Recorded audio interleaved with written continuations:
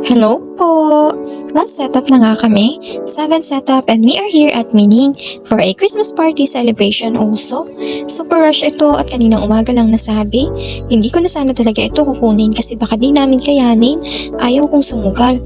Kaya lang ay mapilit si Ma'am George at siya pa ang nagpupush na kaya daw namin. Wala din naman siyang 1 hour i-decor if ever and di naman daw maselan dahil rush naman.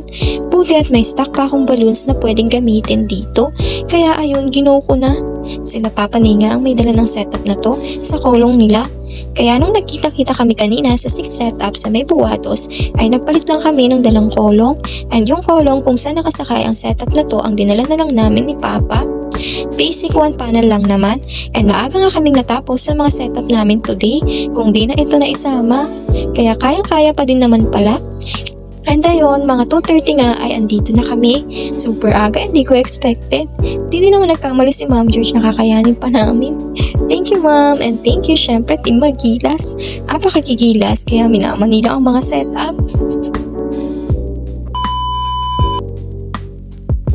And here's the final look. Dalawa na lang pala kami ni Papa ang nag-setup dito since 1 panel lang. Kaya pinaiwan ko na sina ate at Papa Doy kina Papa Nay at Kuya.